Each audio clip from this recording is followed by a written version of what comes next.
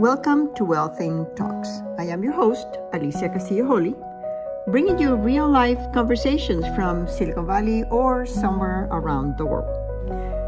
We will talk about disruptors, angel investments, venture capital, and of course, family offices. Join me along with my children, their families, friends, disruptors, and investors as we explore the fascinating world of creating wealth in a completely different and authentic way.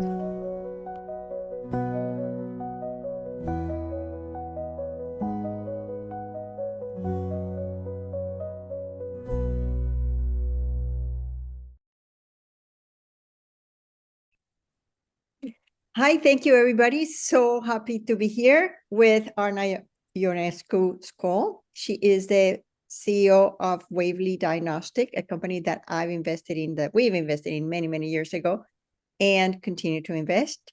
Arna, such a pleasure to be here at the Wealthing Podcast. Welcome. Thank you so much for having me. I'm excited for our conversation today. So, Arna, how did you get here? I always start with that. It was a circuitous path. I did not start off my life saying I want to be a startup CEO. I started off my career over 20 years ago at a place called IDEO, which is a global design and innovation firm. Clearly, I'm spending too much time with investors if I use the word fund instead of firm. But, I really started off with a passion of building really great products for people.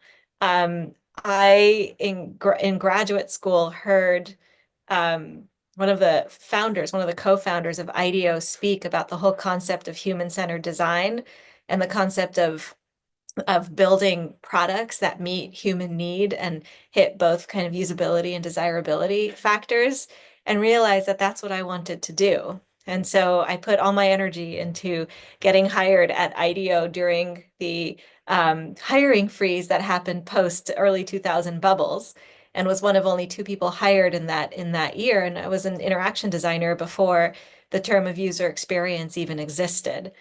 And so it was all about, really becoming an expert at watching people very carefully and solving human need. And um, what I realized was that there were many different layers by which you could apply that same skill set in essence. And so I grew very quickly at IDEO and became a leader in the healthcare practice and started a domain called Connected Health. And so that was my first founding experience to really build a business unit within the health practice at IDEO that was focused on supporting companies that facilitated healthcare delivery. And so and I realized that the same thing was relevant to when we worked with a client to develop their product or their innovation. The same thing was relevant to when you were building a business. You had to listen, you had to synthesize, you had to deliver something that was desirable and usable and worked. It was viable. So, that was where I started. The thing about consulting is that you get to address these incredible broad challenges at many different companies, but you always get to that point where you hand your baby over the fence and you walk away.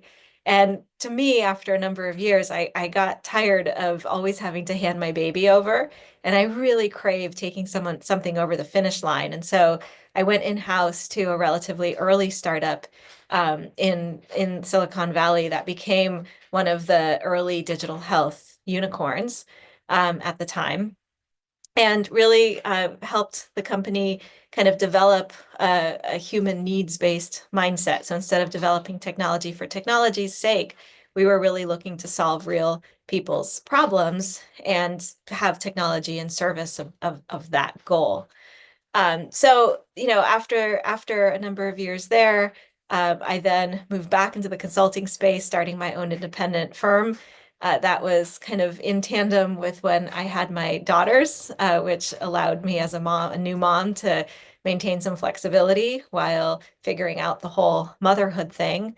And then I learned about the Wavely technology. So Wavely's technology spun out of the University of Washington and Seattle Children's Research Institute. And the academic team was stellar and developed this really great idea and this great concept. But they are an academic team and not an operational kind of take a business to commercial fruition kind of team. And I decided that, I when I met with them and saw the technology that they had, I realized that they fundamentally had a technology that could change the way families access healthcare for their kids. Pediatrics is highly reliant on, bundling up your sick and cranky kids and schlepping into the doctor because kids are not very good at telling you what's wrong. Like when my girls, especially when they're 6 and 9 now, but especially when they were younger, they could be in the backyard with a broken leg and they'd tell me they have a tummy ache. Like they're very non-specific about what's wrong. And so having diagnostic AI apps on your phone that tell you what might be wrong with your kid is an absolute game changer and allows parents to more accurately assess what's happening with their parents, allows virtual visits to happen because our phone apps stand in the way um, of the physical exam that happens when you take your kid into the doctor. And so to me, it was really a paradigm shift. It was the linchpin that unlocked a paradigm shift in how we care for our children. And so I got really excited and really impassioned by that vision and decided that this was what I wanted to spend my time and devote my, this period of my life to making happen. So really I started in mid 2020. So it's been almost 5 years. Oh my goodness, yeah. Yeah. When did we invest first? In 2020? It was 2021. So I started in mid 2020 and we raised our first pre-seed in 2021. Okay. Okay. And I've And I been think you've invested in every single round we've had subsequently, which I'm very grateful for and is fantastic. it's one of my favorite portfolio companies, which as we age and have more, it's hard to choose, but it's still one of my favorites. And the reason why I like the company, because we always invest in the team, but the reason why I like the company was that I remember once I had to take my son to the emergency room in Boston in the middle of the snowstorm. I had to bring my daughter with me. Um, Mhm. and it was a nightmare being in an emergency room. I was a single mom and I was also a foreign student, but it was a nightmare for me and to watch my kids have to go through an emergency room. It was not life-threatening, so we were waiting for 4 or 5 hours. Um, and my father-in-law is or was an ENT doctor, and one of my husband's cousins had an ear infection, didn't waited, didn't take him to the hospital, and he had brain damage. Oh, wow. Although his uncle was an ear doctor. So everything you said right now made sense to me instantly because the kid didn't know my throat hurts. He didn't know what to tell. Mhm. It was a little kid. And then they said, well, we'll call the doctor tomorrow. We'll take you to a doctor tomorrow. And by the time they got there, the infection had taken over. So I think 75% of the cases is not an infection, but is that true? Yeah. 71% of the time when a parent takes their kid in for what they think is an ear infection, it's not an ear infection. So that's, there's 30 million visits a year for suspected ear infections. There's only 8.7 million ear infections actually diagnosed. So basically 22 visits that our healthcare system is paying for at $150 a visit. In primary care settings, it's even higher in emergency room and urgent care settings don't really need to happen because there's not an ear infection. Yeah, but the consequences, if there is, are so large that people have to take it. And then I remember I had to come back and then I had to go to school the next day because I was doing my MBA. I had to come back the next day. And I could only imagine what it would be like for a single parent or for a parent whose partner or whose other carers are not there with them to take the kids, like you said, you drag everybody to go to, it happens usually at night, and then you have to go to work the next day. And it's just so unnecessary now that we have Wavely. But Yeah. yeah, You but know, to kind of paint that picture and really make it come alive, I like to tell this story. I was at a playground a few months ago with my girls, and I met a mom there whom I didn't know. I'd never met her before. And she started telling me about her awful day. So it was kind of early afternoon when we were there. And she was just totally like wrecked because she woke up that morning, was convinced that her 9-month-old son had an ear infection. And so she bundled up her three kids under the age of 6, and they didn't have a car. So she had to take the bus to the pediatrician across town. And then they waited like 2 hours to be seen for kind of a day of visit. And the doctor looked in her son's ear for about 10 seconds and said there's no ear infection and sent her home. At that point, she had three kids under the age of 6 who were complete bundles of kind of pent up energy, were super cranky, were hungry, were tired. And so, she finally gets home, gives them some lunch. She came to the playground to get some of their energy up. And so I was standing there. I pulled out my phone.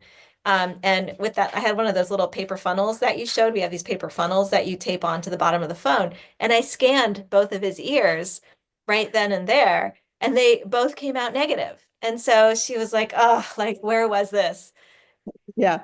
Yeah. 5 hours ago to have saved me this terrible morning that I just had?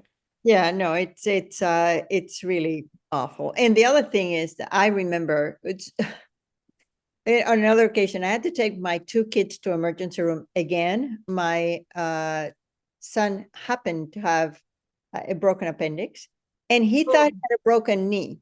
That was it, wow. because he was playing football and Hmm. he fell, and he had a broken appendix, and he thought it was a knee. But anyway, I took my son to emergency. He ended up having emergency surgery.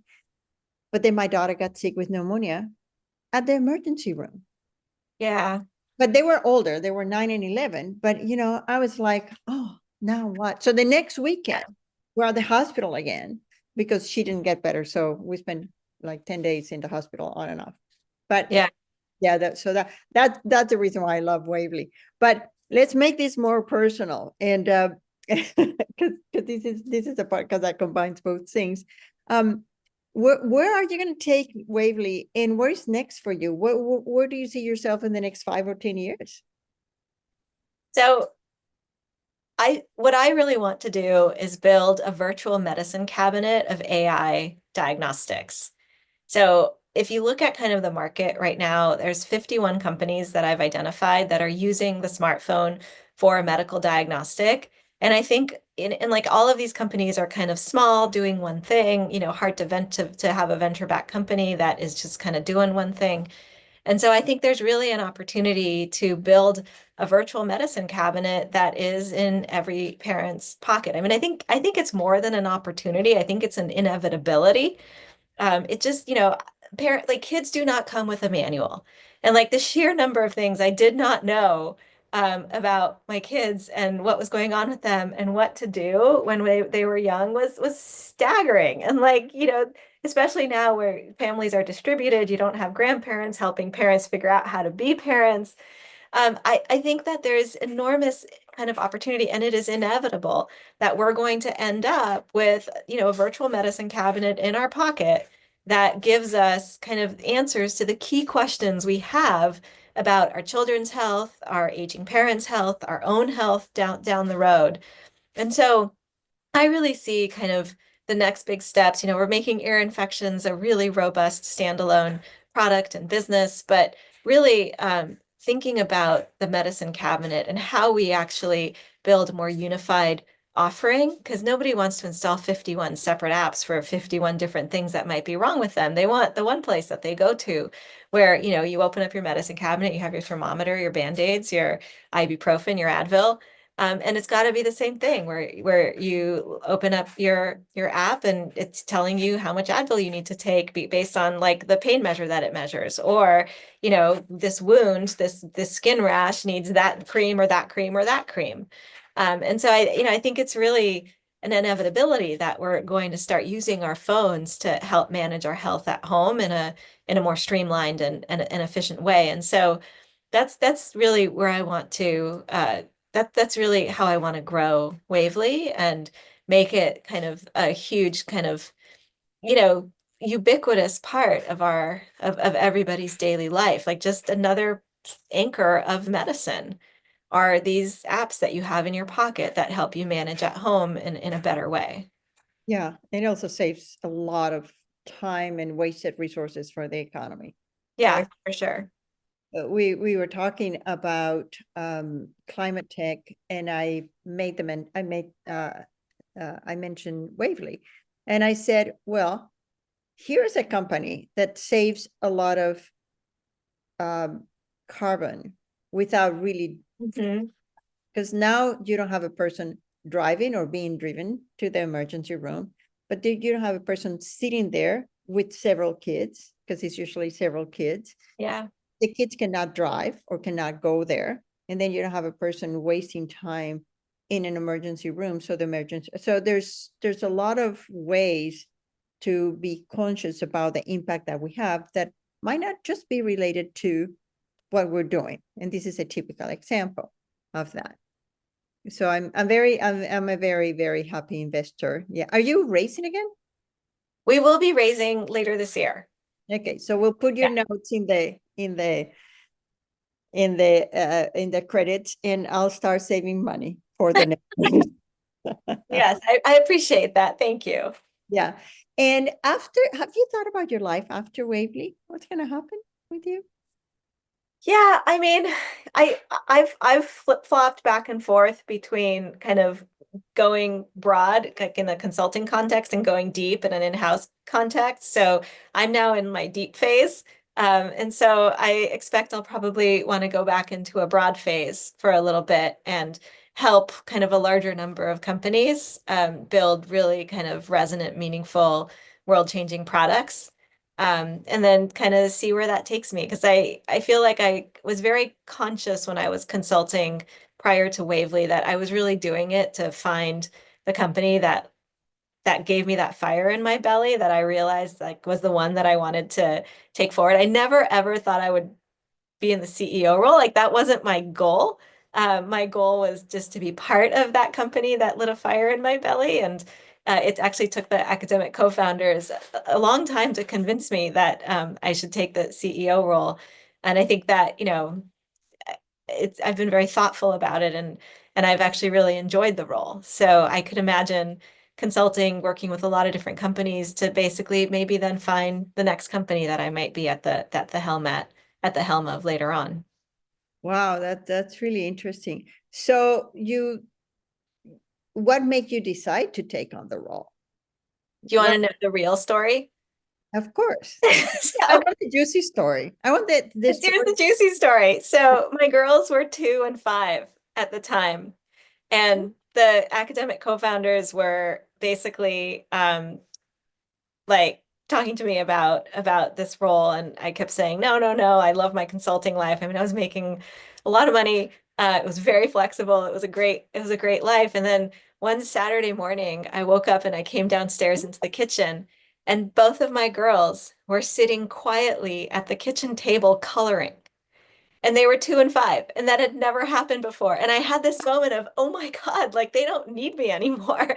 Like a new baby. And then I think that, and then the academic co-founders like hit me at just the right moment in my moment of emotional weakness. And I decided that that was the baby that I wanted to take over the finish line. Now, that said, I don't want to be too flippant about it because it also, is a big decision to take on this kind of role and an enormous amount of responsibility, and you have to, you know, have, I think, strategic strength and people management strength and there's just been an enormous amount that I've had to learn while I've been um, while I've been in this role. But I've found that it's very hard, but I also find it extremely rewarding.